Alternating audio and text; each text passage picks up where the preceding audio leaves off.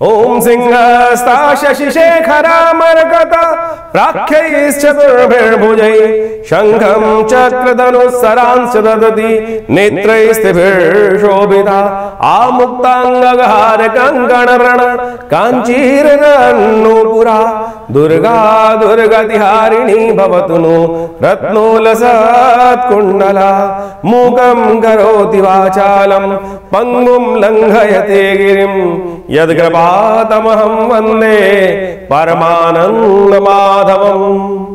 नमस्कार, मैं हूं आचार्य डॉक्टर विक्रमादित्य। आचार्य वाणी में आपका स्वागत है। और मीन राशि वालों के लिए दिसंबर के मध्यकाल में ग्रह नक्षत्रों का योग कैसा है। देखिए, मीन राशि बृहस्पति प्रधान राशि है और सूर्य परिवर्तन करके बृहस्पति की राशि में चले जाएंगे इस दिसंबर के मध्यकाल में। खरमास आरंभ हो जाएगा, परिवर्तन का महत्वपूर्ण समय आरंभ हो जाएगा। भाग्य में चलते हुए सूर्य निकलकर कर्म वाले भाव में, और सूर्य जब खरमास में आ जाते हैं, खरमास आरंभ हो जाता है तो सूर्य आत्मबल को कमजोर कर देते हैं, क्योंकि सूर्य क्षीण हो जाते हैं। और ऐसे में सूर्य का ये परिवर्तन दशम भाव में आपकी राशि के अनुसार से बन रहा है, तो ऐसे में आपको खास जरूरत है कि सूर्य को बल को बढ़ाया जाए। और नहीं तो ये कई मामलों में आपके लिए जो अच्छा समय चल रहा है उसमें चीज़ों में रिजल्ट लाने में दिक्कत लाने के योग बना सकते हैं। तो ये आपको समझ लेना चाहिए।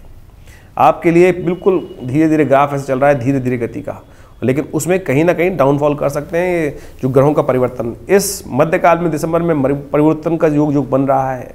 बुध आपके भाग्य में बैठे हुए सूर्य के साथ बुध आदित्य का योग जो चला हुआ है, उसमें बुध अस्त चल रहे थे वो उदय हो जाएंगे, वक्री चल रहे थे वो मार्गी भी हो जाएंगे, और ये रुख पलट सकते हैं। एकदम महत्वपूर्ण चीज़ें को पलटने का योग बन सकता है। बुध का इस प्रकार से पहले उदय होना फिर मार्गी होना, ये कहीं ना कहीं चीज़ों को एकदम बदलाव की तरफ ले जाने के रास्ते आपके समक्ष ला के खड़े कर सकता है। उस बदलाव के लिए आपको ध्यान रखना पड़ेगा।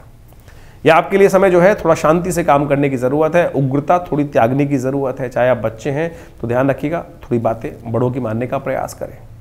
स्त्री है तो खासतौर पर ध्यान रखिएगा, सूर्य का बल थोड़ा कमजोर होने के कारण से थोड़ी सी नेगेटिविटी, मंगल जो है आपके पंचम भाव में चल रहे हैं, वो रात की नींद को खराब करने का योग बना सकते हैं। जिस प्रकार का योग बाकी सब ग्रहों के साथ चल रहा है, मंगल जिस प्रकार का शनि के साथ षडाष्टक योग बना रहा है, ये कहीं ना कहीं इन सब चीज़ों को समझते हुए कार्य करने की ज़रूरत है।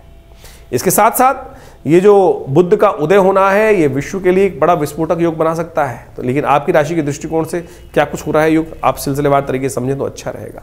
11 तारीख बुधवार का अवसर, एकादशी तिथि है, और उस दिन ग्रह नक्षत्रों के दृष्टिकोण से आपके योग अच्छे बन रहे हैं। जिन चीज़ों में आप मेहनत करेंगे, विजन पे काम करेंगे, उन सब विजनों को सफलता की तरफ ग्रह ले जाते दिखाई दे रहे हैं। जैसे दिन आगे बढ़ेगा आपको सफलता की तरफ अग्रसर होने का मौका मिलता दिखाई दे रहा है। इस दिन मोक्षदा एकादशी है, एकादशी का व्रत रखें। ये एकादशी बेहद खास है। इस दिन ही गीता का ज्ञान इस संसार को मिला था, इसलिए गीता जयंती का सुंदर अवसर है। भद्दा रहेगी 11:25 के बाद, तो नए कार्यों को आरंभ करने से बचना चाहिए। इस बात का ध्यान रखते हुए कार्य करें। बहुत आवश्यक हो तो सुबह 11:45 तक का मुहूर्त है, उस समय से पहले पहले नए कार्यों को आरंभ कर लीजिए। नया प्रोजेक्ट हाथ में लेना चाहो तो ले सकते हो, तो आपके लिए सफलता बन सकती है। लेकिन जहां 2:25 के बाद भद्रा काल में काम करोगे तो फंस जाओगे। एकादशी है, उपाय करें। एकादशी के तौर पर भगवान विष्णु का सुंदर स्तवन करें, व्रत रखें, ओम नमो नारायणाय इस मंत्र का जप करें, कल्याण होगा। द्वादशी तिथि 12 तारीख को पड़ रही है, बृहस्पतिवार के साथ पड़ रही है, और यह अखंड द्वादशी का योग बना रही है, व्यंजन द्वादशी का योग बना रही है। ग्रह नक्षत्रों के दृष्टिकोण से आपके लिए समय है आशीर्वाद का। जिस चीज़ में भी आशीर्वाद लेकर कार्य करोगे, बड़ों का आशीर्वाद, पिताजी का आशीर्वाद, माताजी का आशीर्वाद, गुरुजन का आशीर्वाद, जिसमें भी मिल गया, बस हम जो वारे न्यारे होने के योग आपकी राशि के दृष्टिकोण से बन सकते हैं। इस दिन बुध जो हैं वो उदय होने की तरफ जा रहे हैं। भाग्य में चलते हुए बुध सूर्य से जो फंस गए थे, सूर्य के बिल्कुल सन्निकट आ गए थे, वक्र स्थिति में चल रहे हैं, धीरे धीरे पीछे हट रहे हैं, सूर्य आगे बढ़ रहे हैं। तो ऐसे में जो गैप बन रहा है वो बुध आदित्य का योग भाग्य में जाकर भाग्य को जगाने के रास्ते आपके लिए रास्ते खोल रहा है। तो ये आपके लिए अच्छा है, बढ़िया है। तो ऐसे में कोशिश करें गुरुजन की सेवा करें, आशीर्वाद जरूर लीजिएगा, यही उपाय सबसे श्रेष्ठ है। व्यंजन द्वादशी है इस दिन। शायद लोग इस काल में लोग इसका महत्व भूल चुके हैं। जैसे विशेष तौर पर अन्नकूट के दिन विभिन्न व्यंजन बना के भगवान को भोग लगाया जाता है, इसी प्रकार से आज भी उसी प्रकार से बनारस में, वृंदावन इत्यादि में बड़ा आनंद से व्यंजन द्वादशी का योग बनता है। तो अवश्य मालपुए इत्यादि बनाकर, मीठा बनाकर, विभिन्न प्रकार के व्यंजन बनाकर भगवान को भोग लगाएं, प्रसाद लें, कल्याण होगा। सर्वार्थ सिद्ध योग है सुबह 9 बज के करीब 52 तक, तो इस योग का लाभ ले सकते हैं। नए कार्यों का आरंभ करना अच्छा रहेगा आपके लिए। 14 तारीख का दिन विशेष तौर पर आपके समक्ष जो ग्रह नक्षत्रों का दिखा रहा है योग, पहले 13 की बात कर लेते हैं। 13 के दिन शुक्रवार का अवसर है, त्रयोदशी तिथि है इस दिन, और चंद्रमा इस दिन उच्च के होकर बृहस्पति के साथ योग बनाएंगे आपके लिए बहुत सुंदर। सुबह का दिन आपके लिए बढ़िया है और दोपहर के बाद उन सब चीज़ों में लाभ के योग 2-3 दिन तक बहुत सुंदर बनते दिखाई दे रहे हैं। तो इसलिए इस समय का लाभ लेने के लिए आपको अपने आप को शांत रखते हुए कार्य करना है। हर चीज़ में अपनी ना चलाएं, थोड़ा शांत होकर दबते हुए कार्य कर लो, तो यह आपके लिए हर चीज़ में जूस निकाल सकता है चीज़ का दिनों का। खासतौर पर प्रदोष का दिन है, शाम के समय अवश्य भगवान शिव का स्तवन करें, ओम नमः शिवाय का जप करें, तो आपके लिए अच्छा रहेगा। 14 तारीख के दिन शनिवार का अवसर, चतुर्दशी तिथि है। ग्रह नक्षत्रों के दृष्टिकोण से जैसा हमने कहा 2-3 दिन तक आपके लिए जहाँ भी मिट्टी में हाथ डालोगे रास्ता बन सकता है, तो ध्यान रखते हुए कार्य करोगे तो अच्छा रहेगा। भाग्य में सूर्य के बिल्कुल सन्निकट जो है सूर्य बुध के सम्मुख चंद्रमा और बृहस्पति बहुत सुंदर योग बना रहे हैं और ये आपके लिए सुंदर योग लाभ के रास्ते को खुलता दिखाई दे रहा है। लेकिन समस्या क्या है, इन दिनों ग्रह आपके जो है आपका 45 डिग्री का ग्राफ बनाए बैठे हैं, उसको ठीक करने का, तेज देने का योग बहुत बढ़िया है। तो इसलिए कोशिश करें इसमें थोड़ी शक्ति देने के लिए अवश्य एक काम करें। प्रदोष है तो शाम के समय अवश्य विशेष तौर पर भगवान का सुंदर स्तवन करें, भगवान का अभिषेक कर लीजिए, कल्याण के योग बनेंगे। जो 14 तारीख की हम बात कर रहे हैं उस दिन शनिवार का अवसर है, चतुर्दशी तिथि है, तो अवश्य सत्यनारायण व्रत का पूजन कर लेने से ग्रह नक्षत्रों का लाभ आपके लिए बहुत सुंदर बनता दिखाई देगा। तो भगवान से यही प्रार्थना करें, जो विशेष तौर पर ग्रह नक्षत्र थोड़ा मंगल आपका कमज़ोर चल रहा है, उसको थोड़ी ताकत देने के लिए अवश्य भगवान का स्तवन करने, भगवान के आशीर्वाद से समस्त कष्ट दूर हो जाते हैं। 15 तारीख रविवार का अवसर, पूर्णिमा तिथि इस दिन विद्यमान है और संक्रांति का योग बन गया है। साथ साथ अन्नपूर्णा जयंती है और साथ साथ दत्तात्रेय जयंती भी है। बड़ा सुंदर योग बन रहा है ग्रह नक्षत्रों के दृष्टिकोण से। ये सूर्य का परिवर्तन भाग्य से निकलकर आपके दशम भाव में जा रहा है और ये दशम भाव में सूर्य जो है वो आत्मबल का कारक होता है। सफलता तभी मिलती है जब आत्मबल प्रशस्त हो, तो सूर्य को ताकत देने की ज़रूरत पड़ेगी इन दिनों खासतौर पर। देखिए मीन राशि वालों, खासतौर पर सूर्य का ये परिवर्तन खरमास में जो हो रहा है आपके दशम भाव में हो रहा है और सफलता वाला भाव माना जाता है, सम्मान वाला भाव माना जाता है। सूर्य यहाँ पर इन दिनों थोड़े कमज़ोर रहेंगे। जैसे विश्व में जो सूर्य का बल कमज़ोर हो जाता है इन दिनों खासतौर पर, तो सूर्य के बल को ताकत देने के लिए आपको कुछ खास उपाय करना चाहिए। हो सके तो भगवान सूर्य के मंत्र से ओम गृह सूर्य आदित्याय नमः इस मंत्र का जप करते हुए आप थोड़ा हवन कर लीजिए। 11 आहुति घी के द्वारा, शुद्ध घी से, गाय के घी से आहुति देने से कल्याण के योग बन सकते हैं। कोशिश ये करें भगवान सूर्य को नित्य प्रति अवश्य जल दें, थोड़ा घी डालकर जल के अंदर, उससे भगवान को अभिषेक देने से और भगवान को अर्घ्य देने से आपके लिए समस्त कष्टों को दूर करने का योग बन सकता है।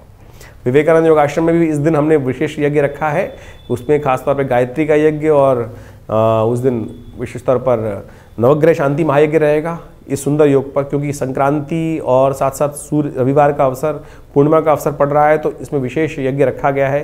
तो आप अवश्य इसमें सम्मिलित हो। हृदय नाम का योग बनता है और हृदय नाम के योग से ये खरमास आरंभ हो रहा है, तो सूर्य को बल देने के लिए बड़ा सुंदर रास्ता बन रहा है। नित्यपति गायत्री का जप हो सके जितना करने का प्रयास कीजिए, आपके कष्टों को दूर करने का, सूर्य आपको सफलता देने का योग, कार्य में सफलता देने का, सिद्धि देने का योग बना सकता है। 16 तारीख का दिन सोमवार का अवसर है और इस दिन खासतौर पर अमावस्या जो विशेष तौर पर संक्रांति का पुण्य रहेगा, क्योंकि संक्रांति पिछले दिन जो हुई वो रात्रि में 10:11 पर सूर्यास्त होने के बाद हुई है दिल्ली के पंचांग के अनुसार से। तो इस दिन विशेष तौर पर समझें कि जो संक्रांति का पुण्य बन रहा है भारत में वो अगले दिन बन रहा है, यानी सोमवार के दिन बन रहा है। ग्रह नक्षत्रों के दृष्टिकोण से ये ग्रहों का योग आपके लिए अच्छा है, लाभ के योग बनाता दिखाई दे रहा है। लेकिन पौष का महीना आरंभ होना विशेष तौर पर और थोड़ा सा भारी रहता है। पुण्य कार्यों को करने से अच्छा लाभ प्राप्त होता है, लेकिन जो मुहूर्त इत्यादि कार्य हैं वो बंद हो जाते हैं, तो इस बात का हमें ध्यान रखना चाहिए। बुध इस दिन मार्गी होने जा रहे हैं आपकी राशि के दृष्टिकोण से। बुध जो चल रहे हैं आपके भाग्य में वो मार्गी होकर बहुत तेजी से आगे बढ़ेंगे। थोड़ी सी दुविधा उत्पन्न कर सकते हैं, चीज़ों में हाँ ना के चक्कर में फंस सकते हैं। दुविधा को त्यागने का प्रयास करना चाहिए। जिस प्रकार का ग्रह योग बन रहा है, दुविधाएं मन में चलती दिखाई देंगी और सही डिसीजन लेने में दिक्कत आ सकती है। ऐसे में उसको ठीक करने के लिए आपको खास तौर पे कुछ उपाय करने की ज़रूरत है। शिव का ध्यान करें, शिव का अभिषेक करें दूध से और सफ़ेद चीज़ों का दान करें, आपके लिए अच्छा रहेगा। 17 तारीख मंगलवार का अवसर है। मंगल इन दिनों आपकी राशि में कमज़ोर चल रहे हैं, लेकिन शाम के समय चंद्रमा और मंगल की युति जो हो जाएगी वो आपके लिए अच्छी रहेगी, अच्छा लाभ देने के योग बनेगी। लेकिन मंगल फिर भी कमज़ोर चल रहे हैं, ऐसे में आपको हनुमान जी का स्तवन करना चाहिए, हनुमान जी को चूल्हा अर्पित करना आपके लिए अच्छा रहेगा। 18 तारीख बुधवार का अवसर, तृतीया तिथि इस दिन विद्यमान है और इस दिन चतुर्थी का व्रत भी किया जाएगा। ग्रह नक्षत्रों के दृष्टिकोण से आपकी राशि के अनुसार से पंचम भाव में मंगल जो चंद्रमा के साथ विराजमान हो गए हैं, मंगल की शक्ति को स्वग्रही मंगल चंद्रमा हो गए हैं, मंगल के साथ विराजमान है, तो मंगल जो वक्री स्थिति में चल रहे हैं वो कहीं ना कहीं चीज़ों को आपको पीछे की तरफ खींचते दिखाई दे रहे हैं। अननेसेसरी के चंद्रमा मंगल की युति जिस प्रकार से है, शनि के साथ षडाष्टक योग बन रहा है, वो अननेसेसरी की एंजाइटी मनोमस्तिष्क में बढ़ाती दिखाई दे रही है, नींद में खलल डालने का योग बना सकती है। तो अवश्य आपको एक काम करना चाहिए, नित्यपति हनुमान जी का स्तवन करें और हो सके तो गणेश जी को पीले पुष्प अर्पित करें, गणेश जी को मोदक अर्पित करें, आपके लिए अच्छा रहेगा।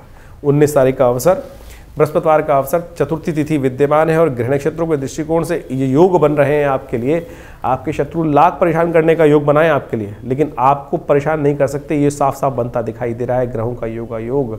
तो आप लिए थोड़ा सा ये ध्यान रखना है आपको कि आने वाले 2-3 दिन स्वास्थ्य पर भारी पड़ सकते हैं, तो इसलिए सर्दी का ध्यान रखते हुए कार्य करने की ज़रूरत है। थोड़ी इम्यूनिटी को बढ़ाने के लिए अपने जो खाना इत्यादि है उसमें थोड़ा हल्दी की मात्रा, केसर की मात्रा बढ़ा लीजिए, केसर का तिलक कीजिए, केसर का सेवन कीजिए, वो अच्छा रहेगा आपके लिए। 20 तारीख शुक्रवार का अवसर, दिन थोड़ा वीक दिखाई देता है, स्वास्थ्य का ध्यान रखने की ज़रूरत है और ख़ासतौर पर अननेसेसरी खर्चों को बचाने का आपको प्रयास करना चाहिए। गौ सेवा, गाय को हरा चारा डालना आपके लिए अच्छा रहेगा।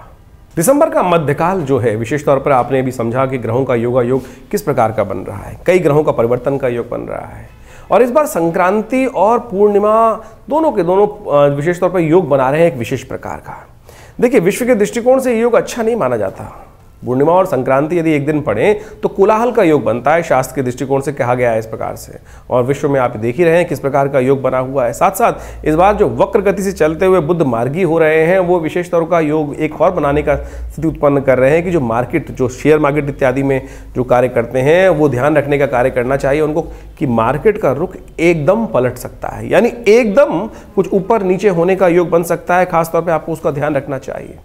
इसके साथ साथ तेजी का रुख लगातार जो बनता दिखाई दे रहा है, शनि और शुक्र पर मंगल की दृष्टि जो पड़ रही है, वो विशेष तौर पर कहीं ना कहीं परिवर्तन का योग बहुत बना रही है। तेजी बाजार में रह सकती है और इस तेजी में रहते हुए जब ये परिवर्तन का योग बनेगा, विशेष तौर पर जो बुध हैं वो मार्गी, जो वक्री मार्गी होने का योग बनाएंगे, वक्र गति से मार्गी की तरफ जाएंगे, तो ये खास तौर पर रुख पलट सकता है। तो ऐसे में ध्यान रखते हुए कार्य करने की जरूरत है। देखिए, समय को पहचानने की आवश्यकता है और ऐसे में पौष का महीना जो है वो विशेष तौर पर आरंभ हो ही रहा है दिसंबर के मध्यकाल के अंदर। तो पौष का महीना अपने आप में बहुत विशेष माना जाता है। कहा जाता है कि पौष का महीना जो है वो एक तरह से विशेष तौर पर छोटा पितृपक्ष माना जाता है। इस मास में विशेष तौर पर इस बार जो योग बन रहा है, खर मास भी साथ साथ आरंभ हो गया है।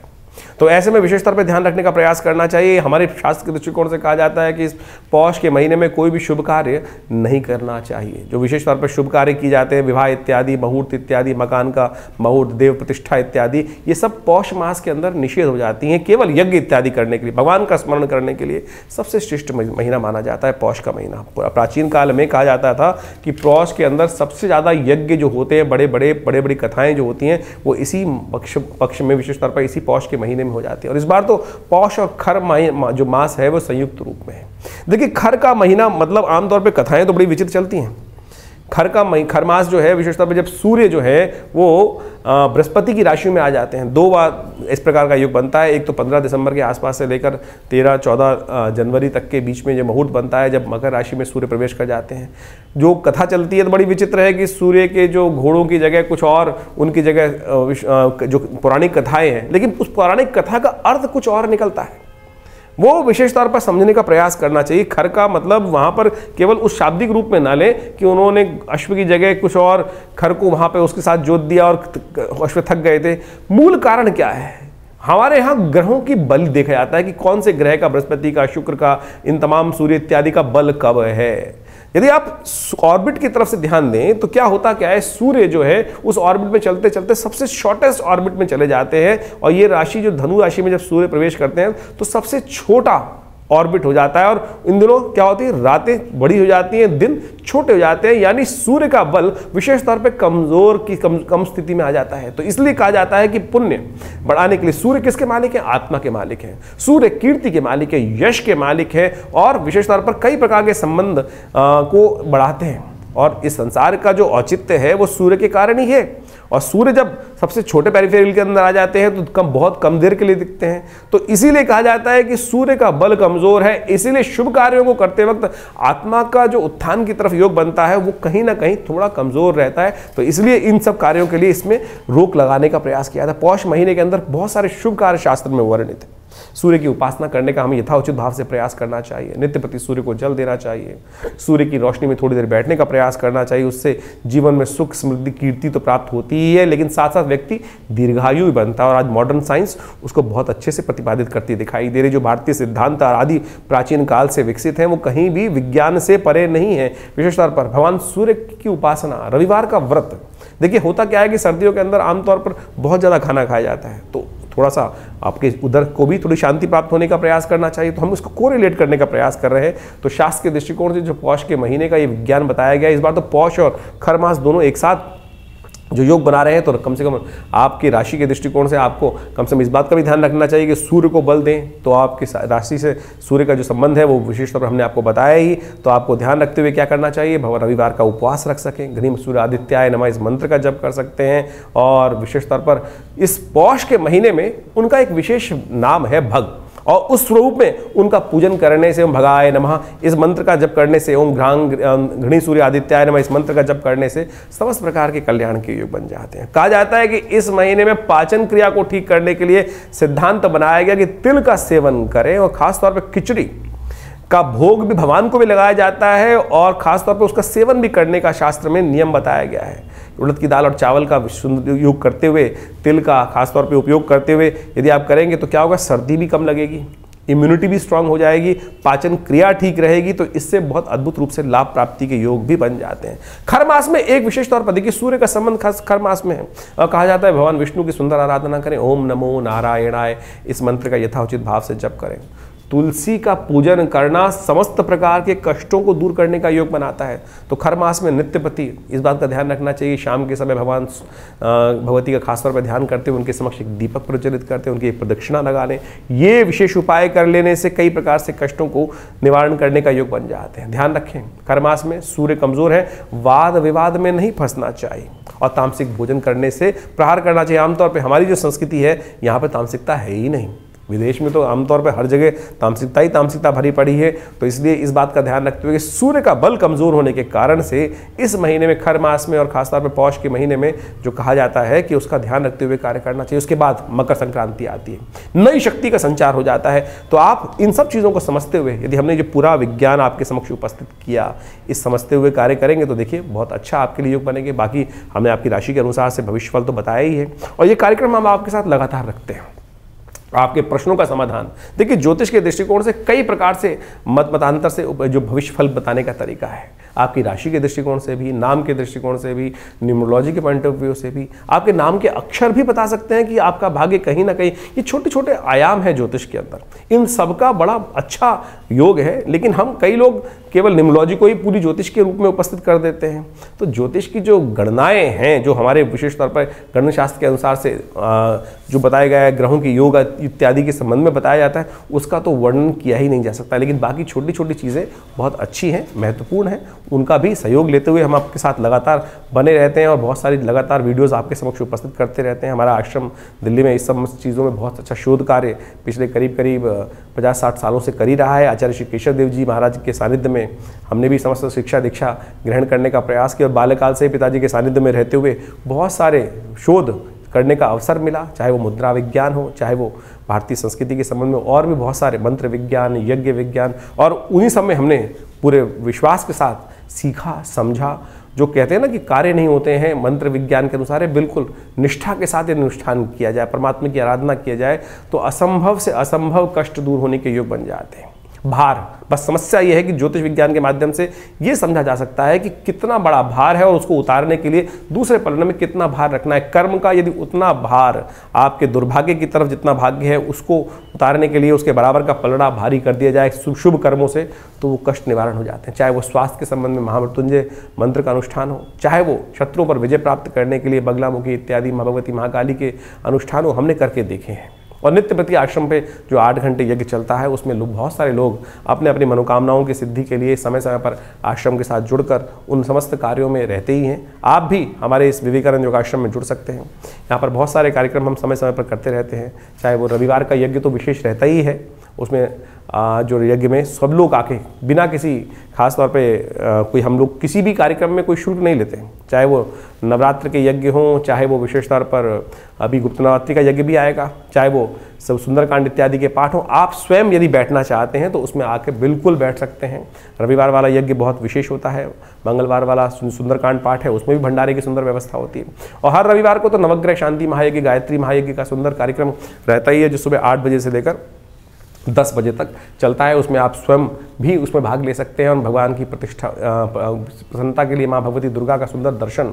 जी हाँ, हमने कई बार आपको बताया है कि माँ भगवती दुर्गा का शिव विग्रह जो आश्रम पर विराजमान है वो 1947 में मुल्तान से हमारा सौभाग्य था कि वो भगवती हमारे घर पर पधारी, हमारे आश्रम पर पधारी, और आज उनका बड़ा दिव्य मंदिर आश्रम पर विराजमान है। उनका दर्शन कर कर आप अपने भाग्य को जगा सकते हैं, चमका सकते हैं और आगे बढ़ने के सुंदर योग बना सकते हैं और लगातार इन सब कार्यक्रमों में जुड़ सकते हैं। हाँ, बहुत सारे लोग प्रश्न करते हैं, हमारे पास लगातार लोगों के फ़ोन आते रहते हैं और बहुत सारे लोग जानना चाहते हैं अपने भविष्य के बारे में। तो उसके लिए आप हमारे नंबर्स पर व्हाट्सअप करिए, हम प्रयास करेंगे उन सब प्रश्नों का। देखिए, टाइम लग सकता है, बहुत सारे लोगों को बहुत जल्दी लेना होता है, बात करनी होती है, तो उसके लिए अपॉइंटमेंट्स भी ले सकते हैं, चिंता ना करें। लेकिन यदि आप कुछ भी जानना चाहते हैं तो व्हाट्सएप के माध्यम से आप अपने प्रश्नों को हमें भेजने का प्रयास करें। व्हाट्सएप के माध्यम से अवश्य हम उन प्रश्नों का निदान समय पर देने का प्रयास करेंगे। और साथ साथ यदि आपके पास जन्मपत्री नहीं है, बहुत सारे लोगों का प्रश्न ये आ रहा है आजकल कि हमारे पास जन्मपत्री नहीं है, तो कोई बात नहीं, आपके हाथ का रेखा चित्र जो है आप व्हाट्सएप पे भेज सकते हैं, दोनों हाथ का रेखा चित्र, उस पर अपने नाम, अपनी आयु, अपने प्रश्न हमें भेजेंगे तो हम अवश्य जल्दी से जल्दी आपके प्रश्नों का निदान देने का प्रयास कर सकते हैं। हाँ, इसमें टाइम लग सकता है, थोड़ा टाइम लग सकता है, क्योंकि बहुत सारे लोगों के प्रश्न हमारे इस चैनल के माध्यम से हमारे साथ जो जुड़ते हैं वो आ रहे हैं और इस चैनल का विस्तार बहुत अच्छी गति से हो रहा है। जो आप सबका हमको साथ मिल रहा है, सहयोग मिल रहा है, उसके लिए हम बहुत विशेष तौर पर हृदय से आप सबका धन्यवाद देते हैं और प्रयास कर रहे हैं कि इन सब भारतीय संस्कृति के संबंध में, अभी हमने मुद्राओं के संबंध में कुछ वीडियोस निकाले थे, तो आप जो विशेष तौर पर इस समय चल रहा है सूर्य को शक्ति देने के लिए इस मुद्रा का नित्य प्रति प्रयोग करें। ये जो रिंग फिंगर जिसे कहा जाता है, सूर्य की उंगली है, सूर्य जैसे हमने कहा अभी आपको निस्तेज हो जाते हैं, कमज़ोर हो जाते हैं, क्षीणस्थ अपने जो चक्र में सबसे शॉर्टेस्ट ऑर्बिट में रहते हैं इस समय में, तो उसको ठीक करने के लिए ये मुद्रा बहुत ज़बरदस्त ताकत देगी। आपकी आत्मा का साक्षात स्वरूप सूर्य माने जाते हैं, तो उसको ठीक करने के लिए ये सूर्य मुद्रा, सबसे रिंग फिंगर को अंगुष्ठ के अग्रभाग से लगा देने से ये सूर्य मुद्रा बनती है।